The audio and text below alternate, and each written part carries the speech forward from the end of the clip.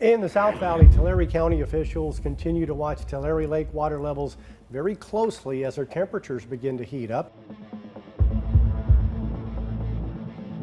Out on the water, a profound stillness fills the atmosphere, and the intense sunlight casts a harsh glare upon the tranquil surface of the lake. In this serene setting, small fish drift motionless, some even floating upside down alongside snake-like irrigation pipes.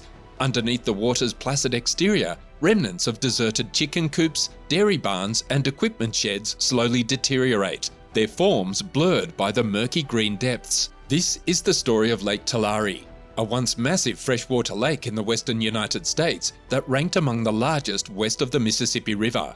However, during the 20th century, it vanished due to agricultural diversions and prolonged droughts. But in an astonishing twist, Lake Tulare roared back to life during the previous spring, thanks to the epic winter storms and the runoff from the snow-packed Sierra Nevada mountains.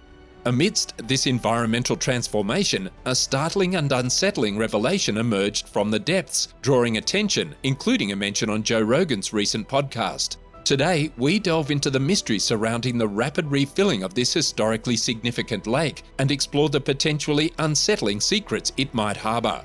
The history of Tulare Lake, much like its shifting shorelines and water levels, is challenging to chart. For the first time in over a quarter of a century, Tulare Lake has returned, thanks to an exceptionally wet winter that left Kings County inundated.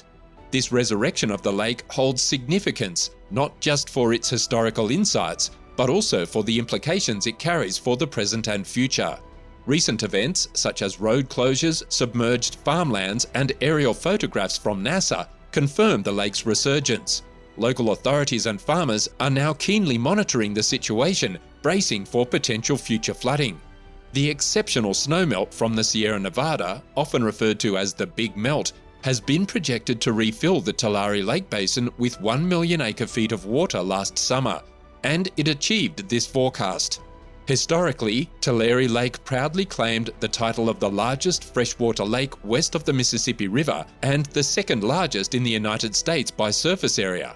For millennia, it thrived as a fertile region, supporting one of the most substantial Native American populations north of Mexico. However, the lake lost this distinction and remained a dry expanse of land for years. An unexpected twist of events led to the lake's apparent reappearance after decades of aridity, initially astonishing observers and stirring memories of its former grandeur. Yet this amazement soon turned to concern as the lake swelled beyond its natural boundaries, posing a serious threat to lives and property. Experts view the lake's reemergence as an evolving natural disaster, a phenomenon demanding a more profound understanding. While many celebrated the resurgence of Tulare Lake with ceremonial events, this joyous occasion was accompanied by devastation for some local families.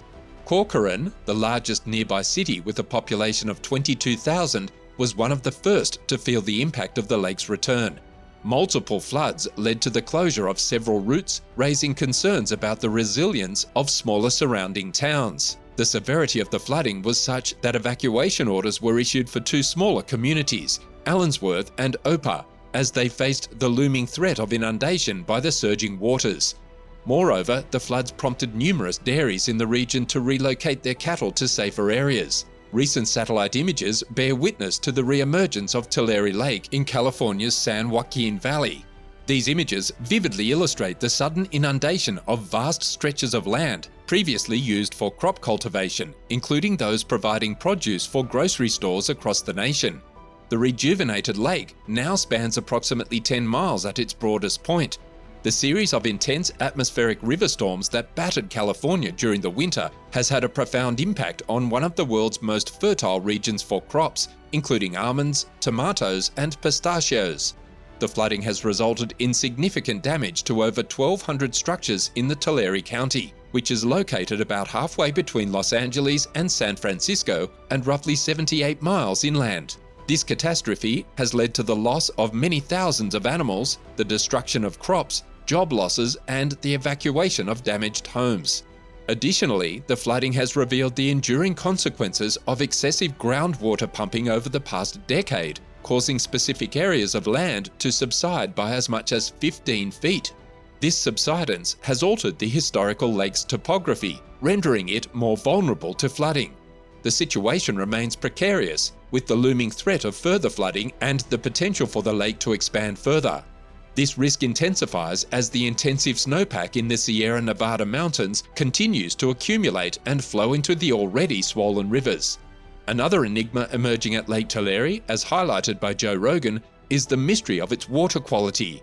The exact composition of the water in terms of pesticides, chemicals, and bacteria remains somewhat unclear, according to Rosemary Rahn, the director of the Kings County Department of Public Health. The department has been conducting surface water tests, and the most recent results have revealed elevated levels of coliform and E. coli bacteria, which are typical in floodwater. Rahn noted, "There's nothing unexpected," but she added, "We don't really know everything that was on those properties."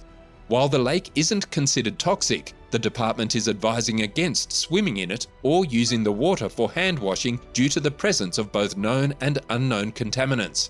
Rahn likened it to dipping a hand in a toilet bowl. However, there are concerns among other water experts regarding the impact of the lake water on groundwater supplies in nearby communities. Michael Claiborne, the directing attorney for the Leadership Council for Justice and Accountability, expressed their primary concern about whether nitrates from flooded dairy farms might seep into the groundwater basins used for drinking water. He mentioned that communities like Allensworth regularly test their water to ensure its safety. Additionally, concerning the flooding, local residents have taken active roles in mitigation efforts. This includes airboat pilots, typically stationed 230 miles away in the San Francisco Bay, who have been diligently removing submerged electrical transformers from the lake. The lake's remarkable resurgence even prompted the Kings County Sheriff's Office to acquire its own airboat, recognizing the need to adapt to the changing landscape. Sergeant Nate Farrier of the Kings County Sheriff's Office expressed amazement at the lake's vast size, acknowledging that, like many others, he had never ventured far beyond the shoreline. While law enforcement urges the public to stay away from the lake and heed the do not enter warnings, some individuals have ventured to take daring Tulare Lake selfies. They wade into the waters for adventure or to capture scenic sunset views. A few even attempted to drive across the lake, resulting in rescue missions when they found themselves submerged and had to swim to safety. Meanwhile, journalists have embarked on their expedition across the lake, starting from Bakersfield and heading towards the San Francisco Bay. This bay center is supplied with approximately 2.5 million acre-feet of frozen snow water from the Kern, Tulare, and Kings Rivers. As this snow water gradually melts, it contributes to the lake's increasing size. The dimensions of the lake depend on the rate of snowmelt and the ability to redirect water elsewhere. Efforts are underway to manage the water flow before it reaches Tulare Lake. The ongoing flooding poses a significant threat to agricultural areas, prompting measures to temporarily divert floodwaters over agricultural land. This approach aims to replenish vital groundwater resources essential for drought resilience.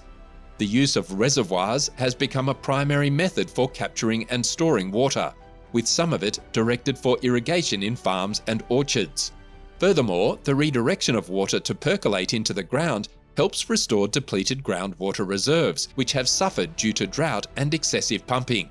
Some of the water naturally evaporates. Notably, tens of thousands of acre-feet of water from the Kern River are being diverted through a canal to the California Aqueduct, providing much-needed water supplies to cities in the Los Angeles area. However, the question remains, can these diversion measures provide a lasting solution, or are they just temporary fixes to a more substantial problem? While these actions do offer some immediate relief, they don't address the long-term issues. They do, however, help mitigate the problems stemming from groundwater depletion and excessive pumping in the valley, which result in soil compaction. In preparation for the ongoing threat of summer flooding in the upcoming year, communities are taking advantage of the break between destructive winter storms and the imminent spring thaw to assess and strengthen their defenses.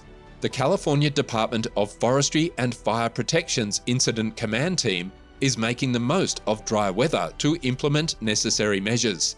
They are raising critical roadways between Allensworth and Opa, areas already hit by severe flooding, and providing residents with more secure evacuation routes if needed. Emergency responders are actively reinforcing levees and deploying portable muscle wall barriers to better manage future water flows. In recent weeks, farmers and emergency workers have been collaborating to fortify levees and reduce the impact of saturated soil and swelling rivers caused by relentless atmospheric river storms in California. While they've used sandbags and super sacks for mitigation, their effectiveness in potentially reducing water levels remains uncertain, particularly given the numerous breaches in the levees, necessitating rescue operations. The situation remains fluid and demanding, requiring constant cooperation and readiness. The unpredictable weather patterns keep testing the resilience of communities, underscoring the importance of adaptable approaches to address the persisting flooding. As Californians confront the repercussions of Tulare Lake's reappearance, they are bound together by their commitment to navigate these challenges and safeguard their livelihoods and beloved landscape. We'd love to hear your thoughts on this. Please share your comments below. And if you enjoyed this video, don't forget to subscribe to our channel and click the notification bell for more captivating videos like this.